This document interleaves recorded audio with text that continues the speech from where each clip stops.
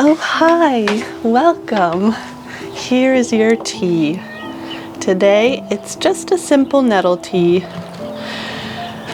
I went to the forest yesterday and I saw some nettles growing and I thought, wow, it's been a while since I've had nettle tea, but it's the perfect time of year for it.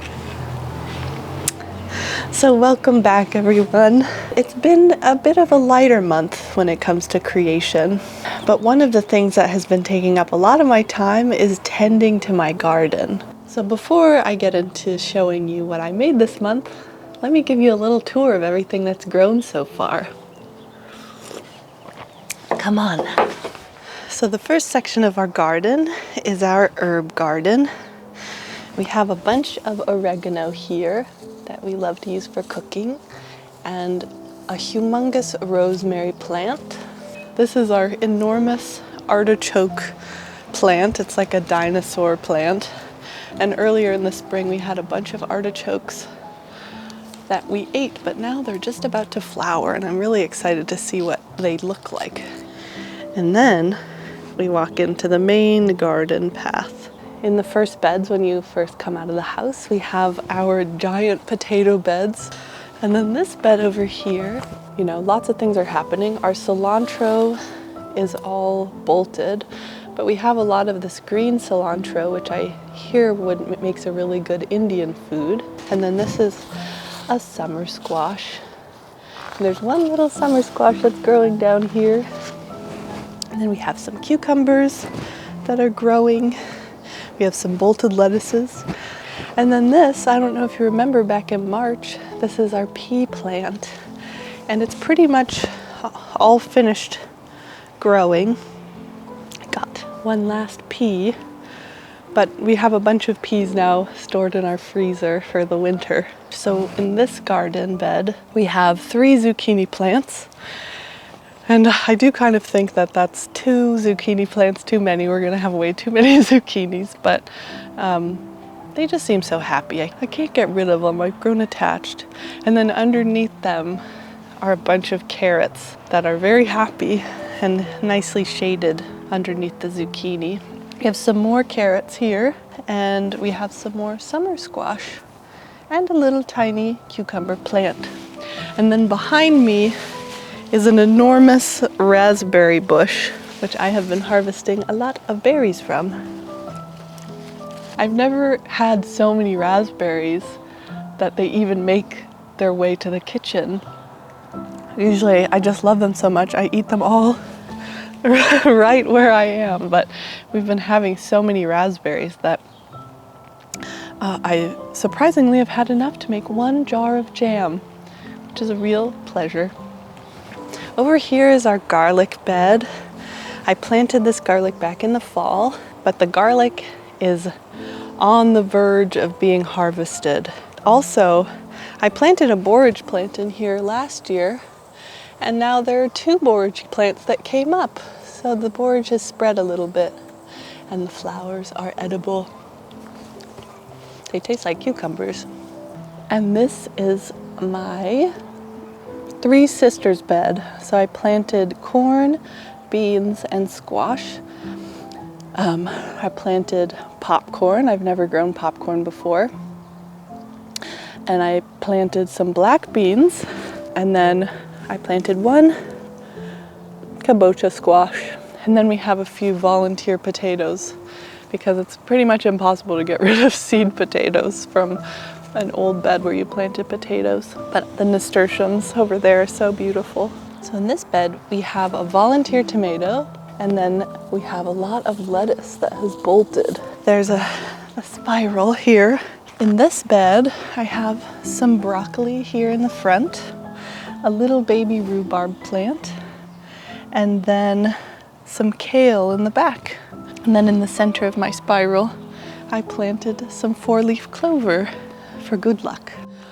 And then finally, of course, our tomato plants, which, can you believe they've grown this much since last month? They're enormous. And I also have some little basil plants around them. So here's our lovely garden. So full of plants. When I was a little girl at my parents' house, we had a raspberry bush beside our house, and every day I had the pleasure of picking raspberries. And raspberries are very special to me. When I was in my mom's belly, on the day that I was born, my parents went to a raspberry field to pick raspberries, and my mom's water broke when they were on the farm, and they had to rush and find a way to drive to the hospital because my aunt and uncle just dropped them off at the farm without any way to contact them. It was before cell phones. Every year on my birthday, my family always tells the story of how urgent it was for them to get me to the hospital and how much they were in a jam. Jam. So if any berry represented me, it would be a raspberry. And my nickname my whole life has been Mary Raspberry, or Marie Framboise. Let's do a new sewing project. Several months ago on Pinterest, I saw this picture, and as soon as I saw it, I said, that is me. I need to make that outfit. And luckily, the picture came with a pattern, and that is this pattern. I was in Portland and I went to a fabric store and I got this beautiful fabric. So I'm gonna do something I've never done before, and that is I am going to make a mock-up so that I can test out the pattern and make any changes that I need to before I start it on the real fabric. I'm cutting out the patterns and I'm trying to make up for this mistake that I made where all of the pattern pieces are too small. The easier thing would be to go and reprint this pattern. Oh. But I don't want to do that. So I'm going to be doing a lot of math in order to fix my mistake. So as you can see, this piece right here is 43.5 centimeters. 43.5 times 1.13 is 49.15. So that is right here.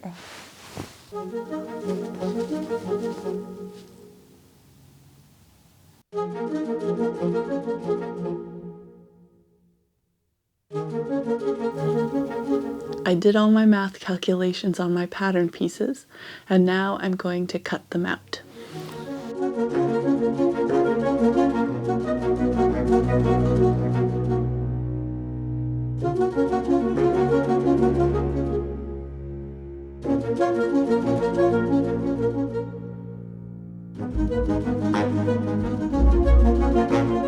I want to show you a really great hack.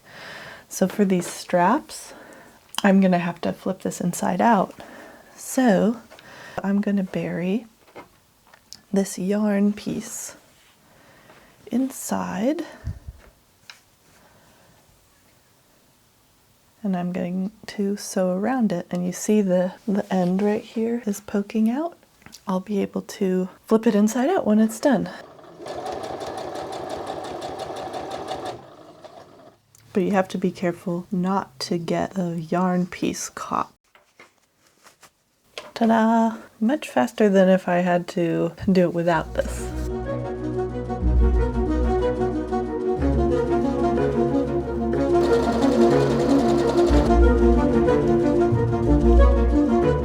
Pocket. So I'm gonna try to do knife pleats instead of gathers. Measure the difference in length between the half front bodice waistline from side seam to center seam. It's 52.5 centimeters. And the half front bottom waistline. And you will find the depth of your front pleat. Divide this measurement by 2. The difference between this is 52.5 jacks. Oh my gosh.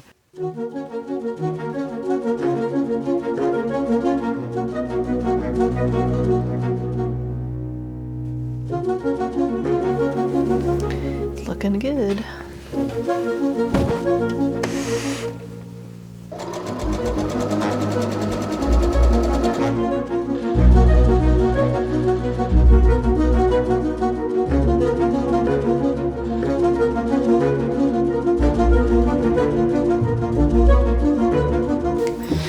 Here's my mock-up. It's honestly better than I expected. I like this front. Maybe I will bring it in an inch. I'm gonna measure. And also there's obviously a huge gap back here. I think it should gather here. There is enough room for my butt, so I like that. But my waist is much smaller, so maybe just more gathers. Now what I have to do is seam rip the whole thing, copy it onto my real fabric, and sew it all together. I'm very excited to finally be using my real fabric. I only have just enough to make this work. I just have to make some alterations.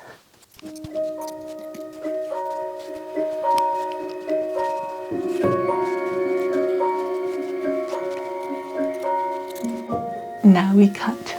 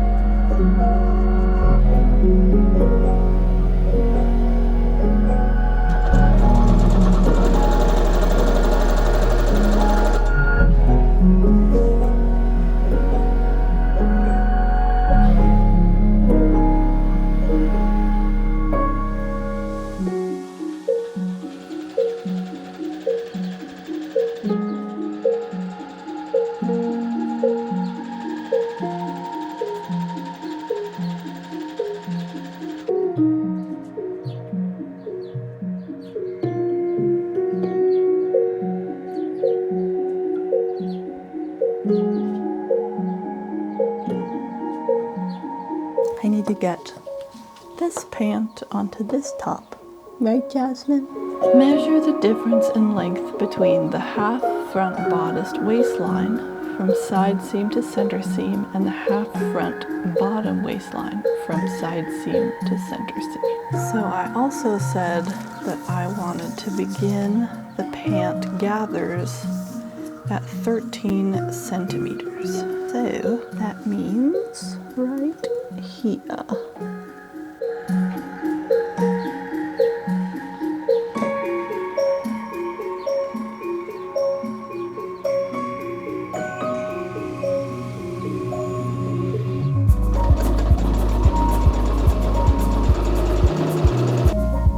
My other camera's full, but I just want to finish. I just made the most perfect zipper. I've never made a zipper this beautiful. I'm so freaking proud. Sew the rest of the back seam.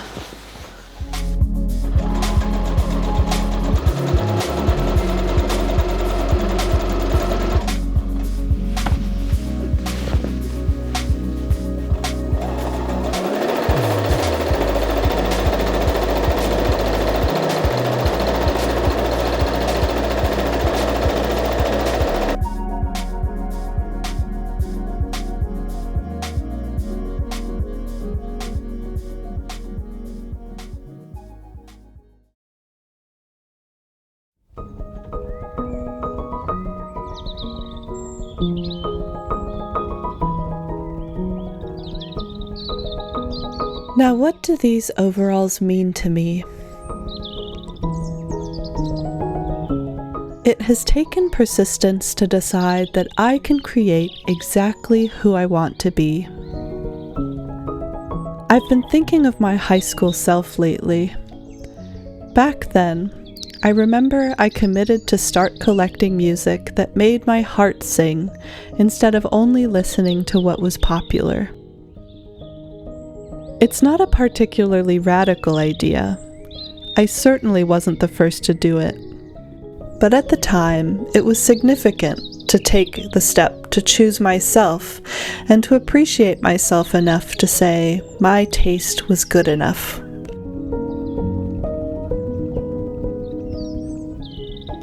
That was the beginning of a lot of things for me. I realized I could spend my life discovering what delights me. Once I trusted myself in this small way, I could choose what I loved in other ways too, and the beauty of the world opened up to me in new and wonderful ways. It led me to many unexpected places.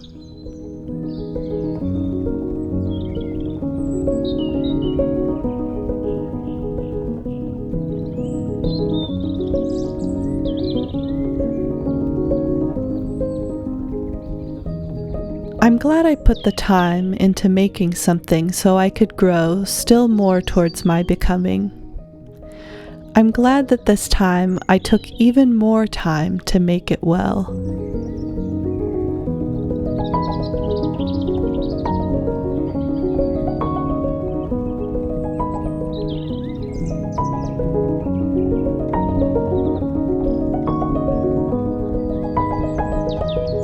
I want to live in a world of well-made things. I want to understand the lifespan of my objects. This helps me remember that our things can matter if we make them. Our lives are finite. We will be forgotten.